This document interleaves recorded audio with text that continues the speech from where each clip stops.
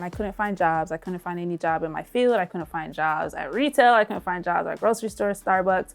So it was just like, I felt like the universe was just pulling me down deeper and deeper. So I just started reading this like self-help book called about like self-betrayal and self-deception.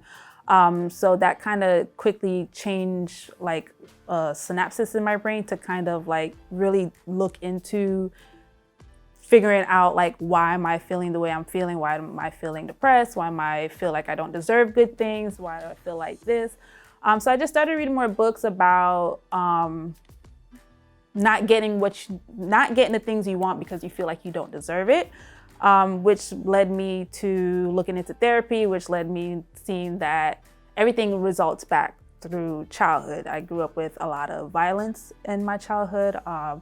I was sexually assaulted, I was abused, emotionally abused, physically abused, everything a woman possibly go through from childhood until like 20s, single mom, teen mom, postpartum depression. So everything literally that you could think of mentally hit. So I started to work through letting that part of me go and trying to explore who am I outside my trauma. Hi, my name is Elisa. I'm the co-founder of Heal Haus, and Heal Haus is a wellness space in Brooklyn, New York, specifically in Clinton Hill, Bed-Stuy. And we are a daily yoga and meditation studio. We also have workshops and do private practitioner services, everything from acupuncture to therapy and massage.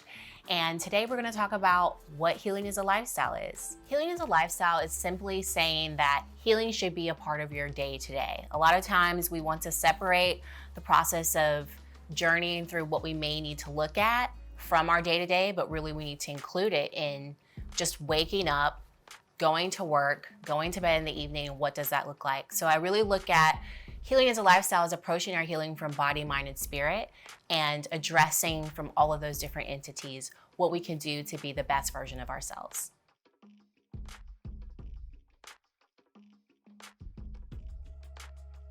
Healing is a holistic experience. It's not just taking one thing. It's addressing all of the things you may be dealing with, whether it's mind, body, spirit, emotionally. What is it that you might be going through? There's a lot of tips that you can do that you would also need to plug into yourself to understand, but some tips that I have that I do for my daily regimens are in the morning, meditation is everything, 15 minutes, just taking a moment to ground myself, remember who I am before I start the day, and just really root in my intention for what do I want to accomplish for that day. Another wonderful thing that I have to do weekly is I have to take an Epsom salt bath.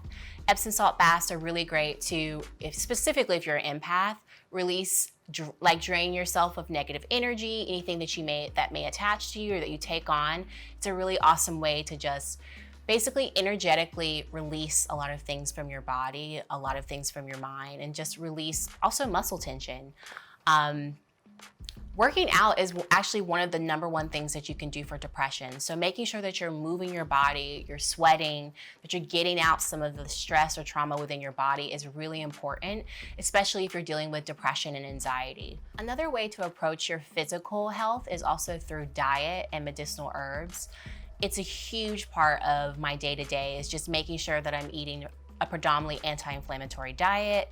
When you build up inflammation in your system, that's what leads to disease, that's what leads to depression and anxiety. So you want to make sure you're getting in things in your body that are going to nurture you as opposed to cause you stress, like an over surge of sugar or gluten, or things that are going to basically deplete your system as opposed to give you energy. Healing is the individual's journey. I feel like a lot of times people try to tell us what healing is or how to heal, but really it's the individual practice for someone.